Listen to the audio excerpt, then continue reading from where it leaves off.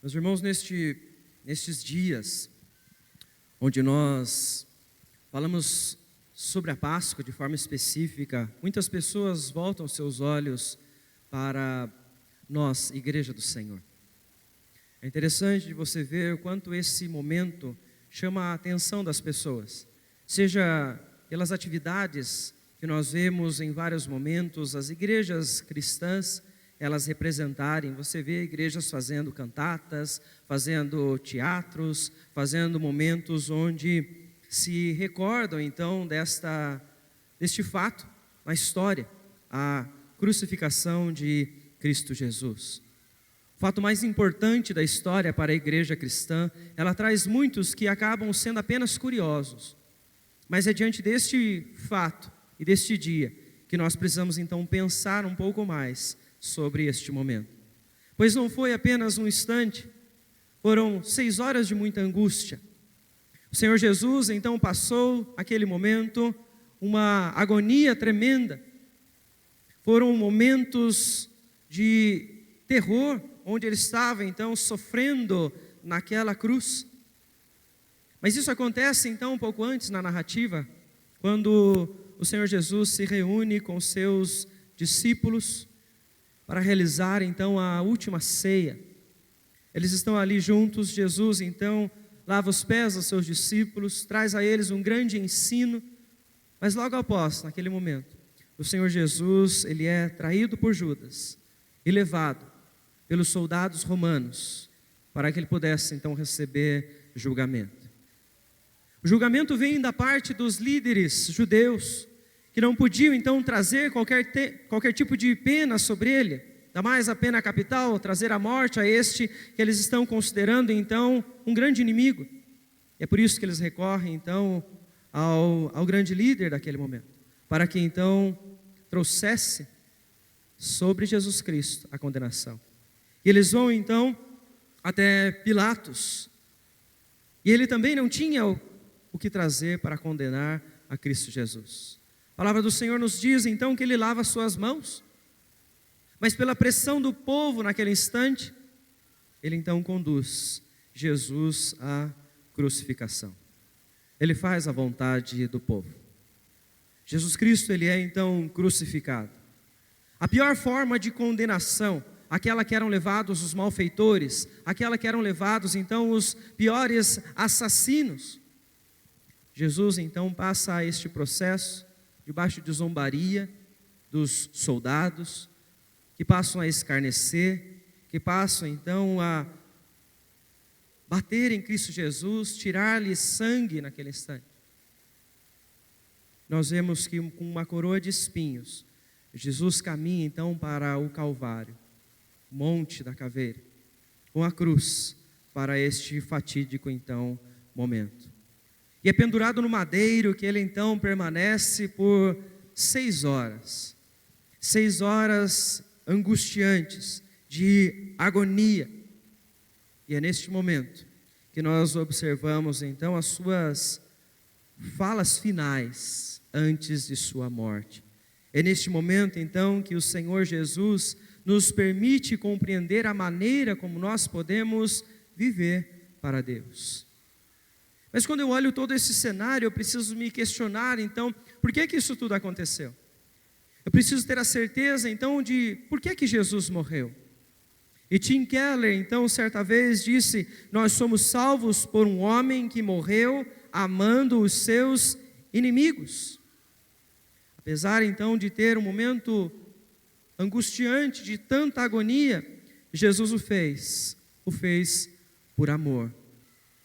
E esta é a grande marca que o Senhor Jesus então deixa para todos os seus discípulos. O amor deve ser vivido por todos. Os discípulos verdadeiros são conhecidos por este amor, pois aquele que fizer qualquer coisa, como diz Paulo aos Coríntios, sem amor, isso de nada valerá.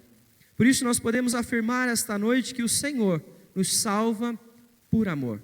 Eu convido a igreja a abrir a palavra do Senhor no Evangelho de Lucas, no capítulo 23, para fazermos a leitura do versículo 39 ao versículo 43.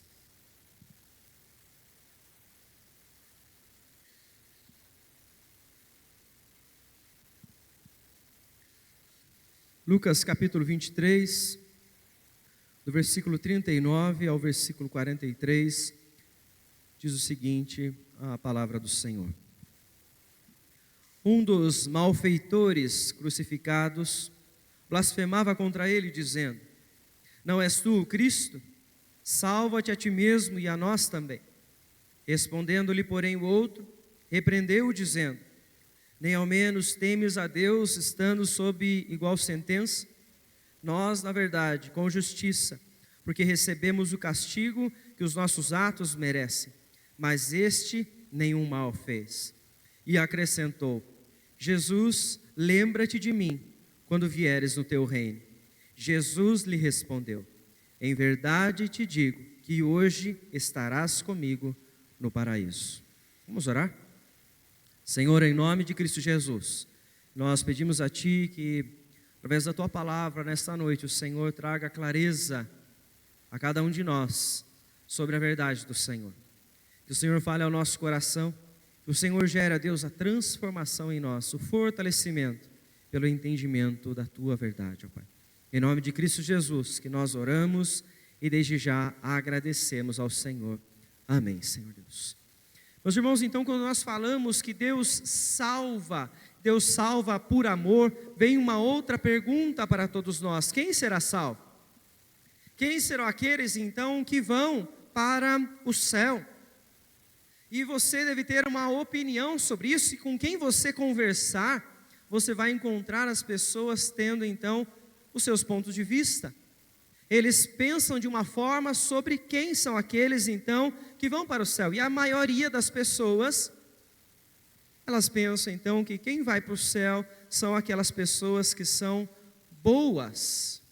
Aqueles que são bons vão para o céu. Isso tem certa lógica para nós, porque quando nós pensamos em nós mesmos e olhamos para outras pessoas, em alguns instantes nós nos consideramos bons ou nos consideramos melhores do que as outras pessoas. Esta linha de raciocínio, ela vem então para nós como uma certa forma de critério para pensarmos então quem vai ir para o céu. Mas o que é que você faz então na sua mente para concluir que você então é uma pessoa boa? Porque definir que você é bom, isso pode ser relativo, cada um de nós aqui pode trazer um critério completamente diferente do outro. E há uma série chamada The Good Place, ou seja, O Bom Lugar, que conta a história de uma jovem. E esta jovem, então, ela morre. Esta jovem não tinha bons requisitos, se podemos dizer assim, ela não tinha um bom histórico, e esta mulher vai parar no bom lugar. E quando ela vai para esse bom lugar, ela descobre que ela caiu ali por engano.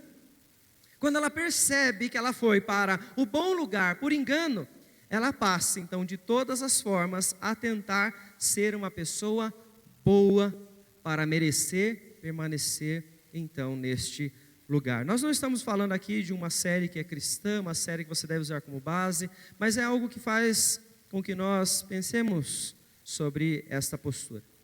Porque esta jovem, então, ela quer fazer de tudo para merecer. Isso nos faz refletir, será que aquelas pessoas, essas pessoas, este ou aquele, merecem estar neste lugar? Será que eles devem ir para o céu ou não? Quem é este, então? Que é bom e vai poder, então, alcançar esta virtude. Se nós chegamos então a esta pergunta, é porque nós afirmamos em nossas mentes que o céu é o lugar onde estarão as pessoas boas. E esta é uma questão que nós precisamos responder também.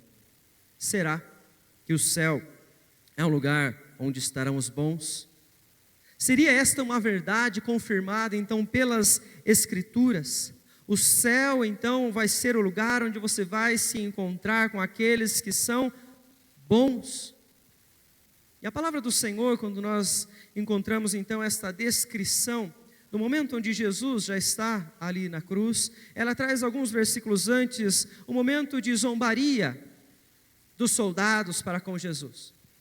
Eles chegam para ele e eles então dizem: se você é o Cristo, então salve-se a si mesmo, você é o escolhido. Ele tem então diante dele escrito: este é o rei dos judeus. A zombaria então começa a acontecer com Jesus logo antes, com aqueles então que estavam próximo dele. Nós vemos então que é neste momento que surge um diálogo de Jesus com aqueles dois homens que estão ao seu lado. E o primeiro deles, no versículo 39, então, ele vem dizer: já que você é capaz de fazer isso, salve a você e salve também a mim. E no diálogo com o outro homem, nós vemos então Jesus conversar com ele e dizer no versículo 43 sobre a mensagem de salvação.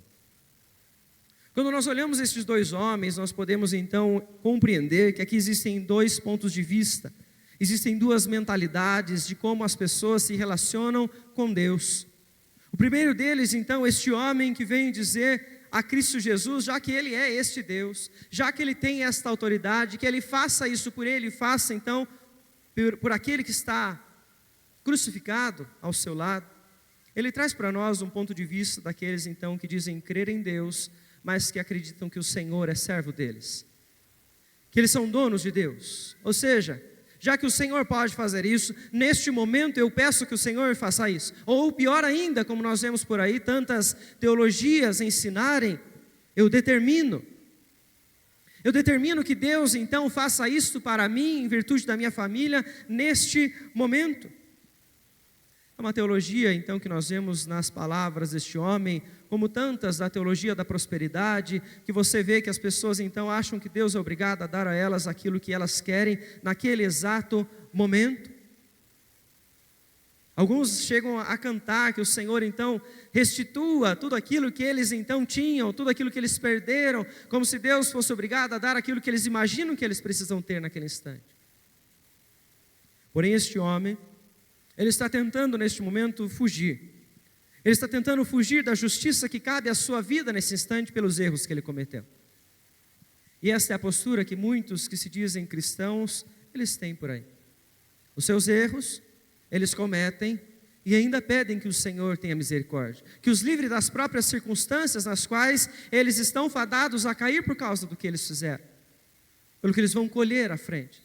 Muitos chegam então a determinar que o Senhor tire eles daquele momento, daquele sofrimento, daquela consequência, sendo eles mesmos aqueles que acabaram então buscando esta vida.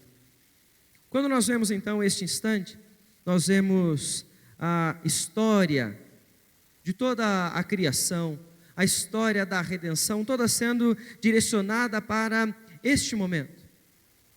Nós vemos então estes homens conversando com o Senhor Jesus, e Jesus então chega para este instante, onde ele começa um diálogo com aquele outro homem. E ele finaliza dizendo para ele: em verdade te digo que hoje estarás comigo no paraíso. Jesus nesse diálogo está mostrando então quem estará com ele, quem irá para o céu. Mas a palavra usada então para se referir a este homem como o ladrão na cruz é de um assassino, um terrível assassino. Ele havia cometido então grandes erros em sua vida e Jesus está dizendo neste momento: você estará comigo no paraíso. Um assassino entrará no céu. Alguém que falhou vai para o céu. Ou melhor, já está junto com o Senhor. Isso é um grande escândalo para a maior parte das pessoas, porque muitas delas compreendem que quem vai para o céu é aqueles que são bons. Mas é aqui que nós vemos então a grande mensagem da graça. O céu não é para as pessoas boas. O céu é um lugar para as pessoas que receberam o perdão de Deus. E é nesse diálogo com o outro homem que nós observamos as certezas que ele tem, e por isso recebeu este perdão do Senhor. Veja comigo então o versículo de número 40, que este homem responde ao outro que está ali, então crucificado, quando ele diz: nem ao menos temes a Deus, estando sob igual sentença. Vejam só então que este criminoso tenta lançar aquilo que está prestes a acontecer com a sua vida. Este homem errou, está dizendo ao outro: você acabou de cometer um grande erro e você está querendo ser liberto disso, zombando deste que está perante você. Você está tentando usá-lo para que ele faça a sua vontade. É interessante então que nós vemos esta fala nos lembrar de algo que acontece com todas as pessoas quando elas estão à beira da morte. Todas as pessoas, elas chegam a este momento e elas clamam pela misericórdia de Deus, porque elas não sabem o que está prestes a acontecer. Elas não têm certeza do que virá sobre as suas vidas. E este homem, então, ele fala isso por conta dessa incerteza. Ele quer, neste momento, que façam algo para que o medo, o terror que ele tem em seu coração, seja, então, retirado. Ele demonstra falta de temor a Deus. Assim como, então, o outro, que o responde e diz: nem ao menos temes a Deus, estando sob igual sentença. O que este homem não sabe é que a morte não é o fim. A palavra do Senhor, ela nos mostra que existe então vida eterna para todas as pessoas. Não existe a destruição das nossas almas após a morte. Elas permanecem para todo sempre, sejam ao lado de Deus ou longe do Senhor para todo o sempre. O que isso nos faz pensar que este homem que questiona o outro que está ali crucificado, é que há uma certeza para todos nós. Um pensamento que o autor de Eclesiastes, ele traz no capítulo 12, versículos 13 e 14. Haverá então julgamento sobre as nossas vidas por todos os atos que nós cometemos. Nós vamos prestar a Deus contas da nossa vida, de tudo aquilo que nós fizemos. Algumas linhas de raciocínio, como aquelas então que creem que a morte não é o fim, que eles voltarão, elas vão contra a palavra do Senhor. Creem, portanto, que ao morrer elas voltarão, vão reencarnar, tendo uma outra oportunidade para então se aperfeiçoar. Ou em outras linhas doutrinárias você encontra algumas pessoas dizendo: não, este está num período de transição, onde ele vai ainda ser preparado, aperfeiçoado, para que então ele possa acessar ao céu. Porém a palavra do Senhor não nos ensina sobre isso. Hebreus capítulo 9, versículo 27 diz que virá sobre o homem a morte uma só vez, e logo após isso o juízo. O julgamento de Deus virá então sobre aqueles que morrerem. Não existe estado intermediário da alma, não existe reencarnação, existe morte e juízo.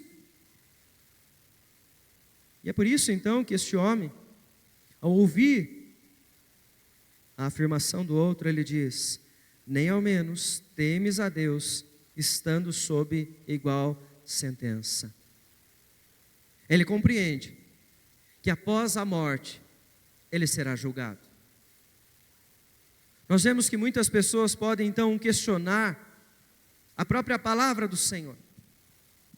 Por que é que ela nos ensina isso desta forma? E por que é que eu devo então acreditar nisso? Por que é que eu tenho que acreditar que virá julgamento sobre mim após a morte?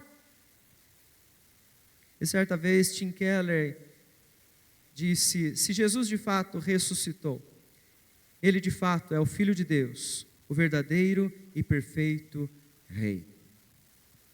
Ou seja, a palavra do Senhor, ela nos faz pensar no instante que os discípulos ainda estão caminhando com Jesus. Eles ouvem do próprio Cristo que Ele vai morrer, mas que Ele vai voltar, estará com eles novamente.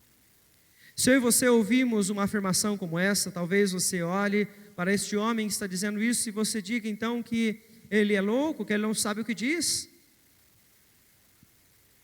Mas a palavra do Senhor, ela nos mostra que os discípulos viram isso acontecer. Eles não só ouviram de Jesus dessas palavras, mas eles após o terceiro dia viram o próprio Cristo ressurreto ao lado deles. E a questão é, por que nós temos que acreditar então nesta verdade? De que haverá então apenas um momento de morte e haverá julgamento sobre nós. E a própria palavra do Senhor, ela nos diz, porque aquilo que Cristo Jesus nos diz é a verdade, é o que aconteceu. A prova é que o próprio Evangelho de João, nós vemos ele dizer, eu estou falando a respeito daquilo que eu vi. Os evangelhos retratam algo que eles então viram acontecer. A morte e a ressurreição de Cristo Jesus, para eles não foi algo que contaram, mas eles testemunharam disso e deixaram, portanto, isto registrado. E assim Tim Keller, no seu livro A Cruz do Rei, ainda continua dizendo, ele veio ao mundo para morrer na cruz. Ao crer naquilo que ele fez, somos poupados do julgamento eterno e introduzidos na presença de Deus por toda a eternidade. Veja que este ladrão, um grande assassino que está aqui ao lado de Jesus, ele compreende esta verdade, ele teme a Deus e por isso ele questiona este homem que está ao lado deles, pedindo a Jesus para que ele faça a sua vontade neste momento. Mas é na sequência do diálogo que nós observamos então o texto dizer, no versículo 41, nós, na verdade, com justiça, porque recebemos o castigo que os nossos atos merecem. Veja como está a mentalidade deste homem. Nós podemos ver que ele tem a compreensão neste momento do que ele fez. Nós merecemos por causa dos crimes que nós então cometemos. Crimes estes que não são pequenos. São delitos contra Deus. Nós ofendemos ao grande Deus que é santo, santo, santo, como diz as Escrituras. A palavra do Senhor através do apóstolo Paulo aos Romanos diz, portanto, que o pecado entrou no mundo através de um só homem e todos que vieram após ele são pecadores, são falhos, e é esta consciência que este homem, o ladrão da cruz ao lado de Cristo Jesus, ele tem. Se Deus trouxesse sobre nós, neste momento, justiça imediata pelos pecados que nós cometemos, nós merecíamos apenas a morte. Este homem está ouvindo a maneira agressiva, até que este outro ladrão está ali, então, falando com Jesus, ele diz, nós não somos melhores, nós somos falhos, eu e você merecemos isto. E é, portanto, essa afirmação que mostra a diferença da mentalidade que existe entre estes dois pontos de vista. Talvez você ainda, apesar das Escrituras nos falarem sobre esta verdade, você se questione. E você seja contra aquilo que eu estou falando e diga, não, eu sou bom. Eu mereço ir para o céu. Eu faço tantas coisas. Mas você pode olhar a palavra do Senhor e se lembrar então dos 10 mandamentos e pegar alguns deles e tentar encontrar, portanto, inocência em você sobre eles. Pois quantas foram as vezes que nós levantamos falso testemunho ao longo de toda a vida? Quantas foram as vezes que nós trouxemos pensamentos de ódio? Pois assim nós então descumprimos o mandamento onde vemos dizer que não devemos matar. Jesus ele amplia isso quando ele traz que o simples fato de nós pensarmos com ódio sobre alguém, nós já estamos pecando contra o Senhor. Quantos de nós nos encontramos então inocentes diante destes aqui citados? É por isso que a palavra do Senhor em Eclesiastes capítulo 7, versículo 20, ela reforça que não existe qualquer pessoa boa, que não existe qualquer pessoa que não tenha pecado. Mas é interessante que no mesmo versículo, então, este homem ainda diz, além de reconhecer sobre o merecimento da sua crucificação, ele fala, mas este nenhum mal fez.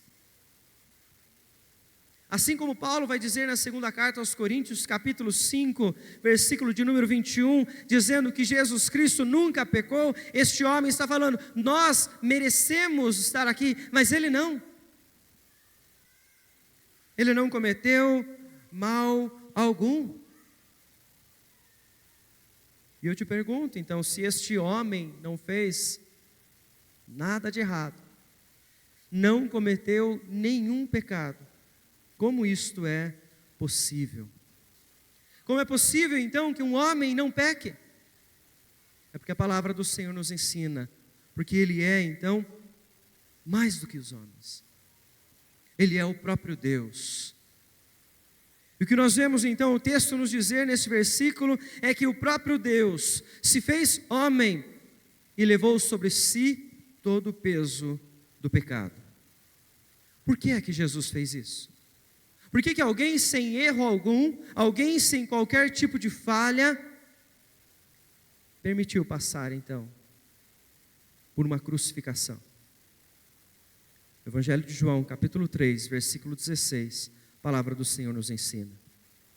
Foi por amor. O Senhor, portanto, recebeu todo o julgamento pelos nossos pecados, os quais Ele nunca cometeu, por amor. E então este homem continua no versículo 42, dizendo, Jesus, lembra-te de mim, quando vieres no teu reino. Veja que este homem, então, ele tem uma mentalidade que representa aqueles que entendem quem eles são, entendem quem foi aquele que pagou o preço na cruz, e eles entendem o que eles têm para oferecer. Pois ele está falando neste momento, eu sei que eu não sou nada, mas que o Senhor então se lembre de mim. Eu não tenho nada para oferecer. Ele está nesse momento afirmando que apenas a graça do Senhor, pela misericórdia de Deus, eu e você podemos então sermos salvos. E ele sabe que ele está falando com aquele que é maior que os homens, é o próprio Deus que está diante dele. Por isso que então Steve Lawson certa vez disse, a salvação não é uma recompensa para o justo, mas um presente para o culpado. E é assim que as Escrituras nos ensinam sobre a graça. Porque é somente pela graça que nós seremos salvos. E então você consegue olhar para o último versículo desse trecho e entender por que que Jesus respondeu a ele desta forma. Respondeu a um assassino, em verdade te digo que hoje estarás comigo no paraíso.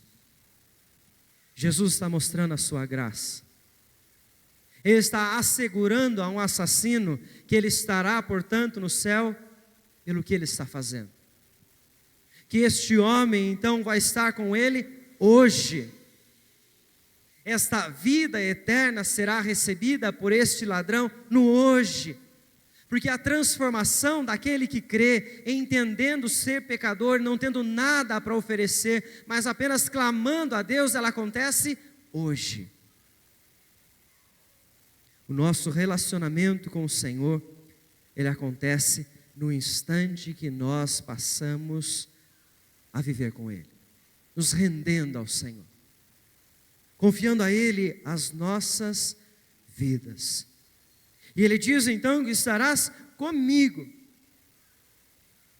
É um relacionamento que começa naquele instante, mas que vai durar por toda a eternidade. Porque aquele homem então naquele instante morre como ladrão, e no outro instante ele já está, portanto, com o Senhor, como um filho de Deus.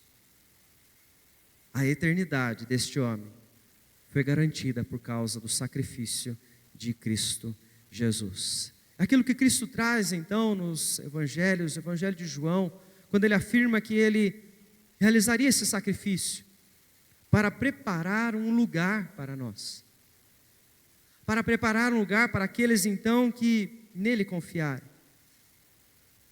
Mas Apocalipse capítulo 21, versículo 27, diz que neste lugar não haverá pecado algum. não haverá nada de mal. E por isso nós precisamos então entender se neste lugar, no céu, no lugar eterno onde o Senhor está nos convidando a participar, não terá então mal nenhum, como é que então nós podemos entrar neste lugar? Já que o céu não é lugar para os bons, o céu é lugar para aqueles que foram perdoados por Cristo Jesus. A única forma de nós vivermos com o Senhor é pelo sangue de Cristo Jesus. Ele morreu por nós, pagou com um altíssimo preço, preço da sua própria vida, e ressuscitou ao terceiro dia, para que nós pudéssemos, hoje, no agora, viver com Ele, para todo o sempre.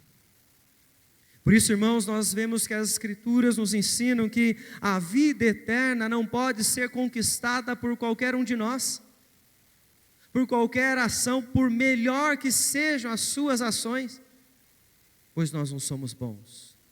A vida eterna só pode ser recebida pela graça do Senhor. Porque Jesus Cristo não morreu por aqueles que são bons, mas Ele morreu para fazer-nos filhos de Deus. E é por isso que a vida eterna já é vivida. Eu e você já vivemos com o Senhor, ainda não de forma plena por causa do pecado, da nossa natureza pecadora, mas viveremos de forma plena quando Cristo Jesus voltar. Apesar disso, a vida eterna já está acontecendo, a comunhão com o Senhor já está acontecendo. O que nós temos que nos perguntar é: como é que nós estamos desfrutando disso? Como é que nós estamos vivendo com o nosso Senhor? Na nossa vida de santidade para honrar ao nosso Deus? Qual é a mentalidade que nós temos? De que o Senhor é aquele que nos serve a todo tempo para fazer a nossa vontade? Ou que nós somos aqueles que não têm nada a oferecer e que estão aqui para servir ao Senhor em todos os momentos? Que Deus nos abençoe e nos conceda a fé para nós podermos crer em Sua palavra e nos lembrar que a Páscoa não é apenas neste instante, mas todos os momentos que nós então nos reunimos como povo do Senhor para celebrar a morte e a ressurreição de Cristo, pela recordação daquilo que Jesus Cristo fez por nós, nós estamos celebrando a vida eterna que Ele conquistou por nós. Que Deus nos abençoe com a fé, para nós podermos nos lembrar disso a cada instante, pela certeza do que a palavra nos diz, e que esta esperança do amor do Senhor esteja em seu coração, e você possa transmitir isso a todos aqueles com quem você se encontrar. Quero convidar a igreja